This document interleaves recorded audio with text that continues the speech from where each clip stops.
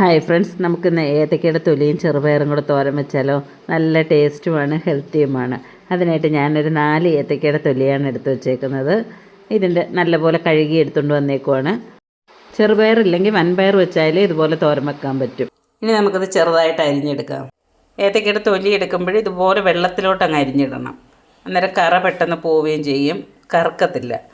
അതുപോലെ തന്നെ ഉണ്ടേ ചെറിയ ചെറിയ കഷ്ണങ്ങളായിട്ട് ഇതുപോലെ ഇങ്ങനെ കട്ട് ചെയ്തിട്ട് ചെറിയ കഷ്ണങ്ങളായിട്ടാണ് അരിഞ്ഞെടുക്കുന്നത്. ഏത്തക്കയുടെ തൊലിയൊക്കെ കണ്ടില്ലേ, ചെറുതായിട്ട് കട്ട് ചെയ്തിട്ട് വെള്ളത്തിൽ ഇട്ടിരുന്നതാണ്. അതിങ്ങനെ വെള്ളത്തിൽ തന്നെ കിടക്കട്ടെ. ആ ഒരു സമയം കൊണ്ട് നമുക്ക് അരപ്പൊക്കെ തയ്യാറാക്കാം.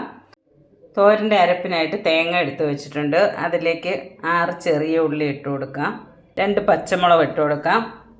ചെറിയ വെളുത്തുള്ളി ആയതുകൊണ്ട് ഒരു 5 കഷ്ണം വെളുത്തുള്ളി ഇട്ട് കൊടുക്കാം. വലുതാണെങ്കിൽ 2 എണ്ണം മതി. ഇനി ഒരു 1/4 ടീസ്പൂൺ മഞ്ഞൾപ്പൊടിയും 1/4 ടീസ്പൂൺ ജീരകം, 1/4 ടീസ്പൂൺ മുളക് പൊടിയും കുറച്ച് കറിവേപ്പില. ഇതെല്ലാം കൂടെ ഇനി ഒന്ന് ചതച്ചുകൊണ്ട് വരാം. കണ്ടില്ലേ, തോരൻ്റെ അരപ്പൊക്കെ അരച്ചെടുത്തുകൊണ്ട് വന്നിട്ടുണ്ട്. ഇതുപോലെ ചെറുതായിട്ടൊന്ന് ക്രഷ് ചെയ്തെടുത്താൽ മതി. തോരൻ അരിഞ്ഞിട്ടേക്കുന്ന കായയുടെ തൊലിയില്ലേ, അതെല്ലാം നമുക്ക് വേറൊരു പാത്രത്തിലേക്ക് മാറ്റാം. ഈ തോരൻ ഉണ്ടാക്കാനായിട്ട് ഞാനൊരു പാൻ അടുപ്പിൽ വെച്ച് അതിലേക്ക് വെളിച്ചെണ്ണ ഒഴിച്ച് കൊടുത്തിട്ടുണ്ട്. വെളിച്ചെണ്ണയൊക്കെ ഒന്ന് ചൂടായി വരുമ്പോഴേക്കും കടുക് ഇട്ട് കൊടുക്കാം.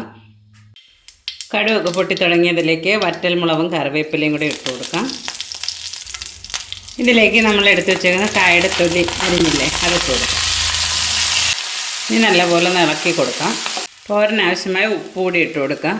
പയർ പുഴുങ്ങിയപ്പോഴേ അതിനകത്ത് ഉപ്പിട്ടാണ് പുഴുങ്ങിയത്, അപ്പോൾ അതുകൊണ്ട് കുറച്ച് ഉപ്പിട്ട് കൊടുക്കാം. ഇനി നമുക്കിത് അടച്ച് വെച്ചൊന്ന് വേവിച്ചെടുക്കാം.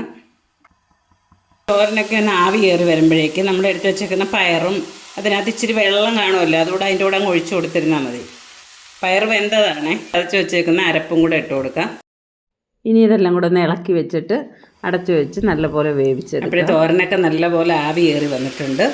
ഇനി നമുക്കിതൊന്ന് ഇളക്കി കൊടുക്കാം. ഇനി ഇതൊന്നും കൂടെ ഒന്ന് അടച്ചു വെച്ച് ആവി കയറ്റിയെടുക്കാം. കാരണം നമ്മൾ ആ പയറിൻ്റെ വെള്ളമൊക്കെ ഇച്ചിരി ഒഴിച്ചില്ലേ, അതൊക്കെ ഒന്ന് വറ്റി വന്നിട്ടുണ്ട്. അപ്പം വെള്ളമൊന്നും ഇല്ലാത്തതുകൊണ്ട് ഫ്ലെയിം കുറച്ച് വെച്ച് വേണം ആവി കയറ്റിയെടുക്കാൻ, അല്ലെങ്കിൽ പെട്ടെന്ന് കരിഞ്ഞു പോകും.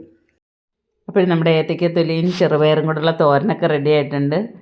വീഡിയോ ഇഷ്ടപ്പെട്ട സപ്പോർട്ട് ചെയ്യാൻ മറക്കരുതേ. പുതിയൊരു വീഡിയോയുമായി വീണ്ടും കാണാം. ബൈ.